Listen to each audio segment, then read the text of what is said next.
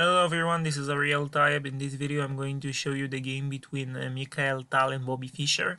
This is actually their third ever game that they played, but this is the candidate match. This is the candidate tournament, and this is their first game in the candidate tournament. So in this game Mikhail Tal had white pieces and he started with d4, knight to f6 by Fischer, c4, g6, knight c3 and bishop to g7.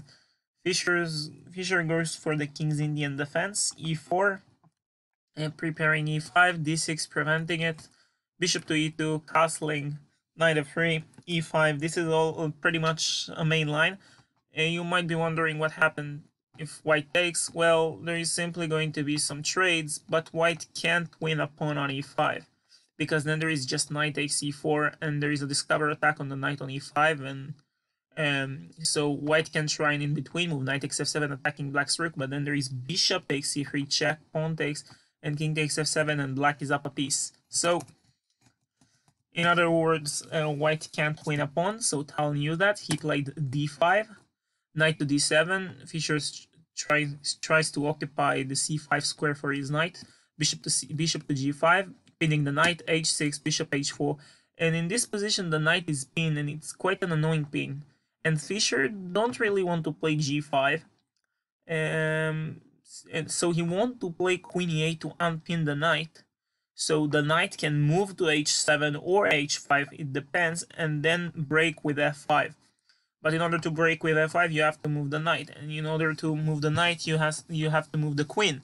But if you just go queen e8 directly, white has knight b5, threatening knight c7, and the only defense is going back to d8. So Fischer played a6, knight to d2 by Tal, queen e8, castling kingside, knight h7, of course not knight h5 because the bishop can take it, knight h7, b4, Tal goes for a counter attack on the queen side, knight to g5, f3, consolidating the center and creating a square for the bishop to retreat, f5, bishop to f2. The point of bishop f2 is not just any random move. Tal prepares c5 and queen e7 prevents c5. Rook c1 keeps preparing it.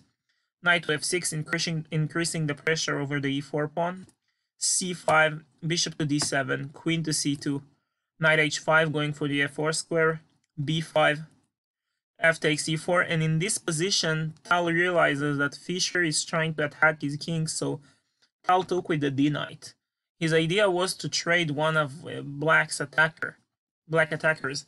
So after knight takes e4, f takes e4, knight f4, c6 attacking the bishop, queen g5, threatening mate in 1, and now we can see another idea. Within a few moves you will see why Tal so wanted to trade the knight that was on d2. Because after bishop f3 defending the mate, d takes c6, bishop to g4, there is simply bishop takes, queen takes, and bishop e3. Now you can see there is no knight on d2, so the second rank is open, and white's queen is defending the g2 pawn, and the g2 square more importantly, because this is a mate.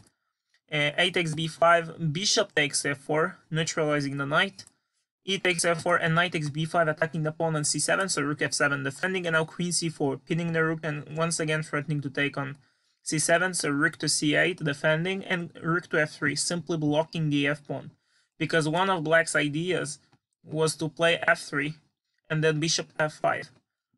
So rook f3, bishop e5, I said bishop f5, it's bishop e5, never mind. Bishop e5, rook to f1, king g7, and a4. Tal simply tries to use his passed pawn, because black's queen is out of the game, the black bishop is out of the game, and the rook also can't do a lot. So Fischer played rook a8, preventing this pawn from advancing. And now king h1. This is kind of a nice move, because king h1, it's first of all a prophylactic move. It's just moving his king away from this long diagonal. But not only that, he's just kind of waiting to see what Fischer can do. And based on that, he will figure out something later. So queen g5 by Fischer, and now g3. Yeah, g3, and as you can see, there is a pin over the f pawn, because there is a rook hanging on f7. So rook to f8, trying to hold everything together to defend the f4 pawn, but simply g takes f4. This is a fork. So bishop takes f4 and knight to d4, going for this juicy e6 square for, I don't know, like family fork, king, queen, rook, bishop, c7 pawn, although no one will take the c7 pawn, but you got the point.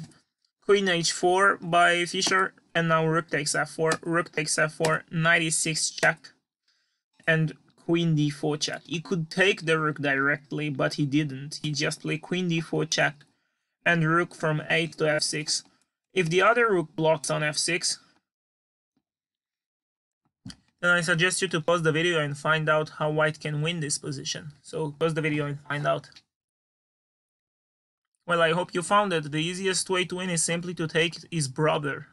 I mean, the rook on f8. And trading everything after black plays king g7 to defend the rook, then simply knight to d7. The rook on f6 is pinned, but black's position will totally collapse. So he blocked with the other rook, but now simply knight takes f4, king h7, preventing knight takes g6 with a fork, king h7, and now e5, d takes e5, and after queen to d7 in this position, Boby Fischer resigned the game because there is no defense. Basically, for example, if king h8, then there is simply knight takes g6 check, forking the king and the queen, and after rook takes, there is simply check. No, I might be missing something. Oh, excuse me, I thought there is rook f8 is mate. Now I figure out that the right maneuver is to play queen e8 check. The point here is to get the exact same position. Of course, after check, the rook is pinned to the queen, but after king h8, now you take with check with a fork, because after rook takes, you can still go here, and after the rook block, you can simply trade rooks and pick up black's queen. So, of course, there are other lines, but Tal is simply up a piece, and Fischer didn't want to play this position, so after queen to d7, Fischer simply resigned. Yep, this is the first victory for Mikhail Tal against Boby Fischer. Actually, this is their first ever game that somebody won. I mean, their two previous games were drawn. So, congrats for Mikhail Tal. And I will keep uploading videos about their games in the next few days, and also, I mean, at least tomorrow. But not only that, there will be the World Chess Championship match within a few days, and I will cover all of the games from the World Chess Championship match in this YouTube channel. That's all for today. I hope you liked this video, and I will see you in the next one. Goodbye.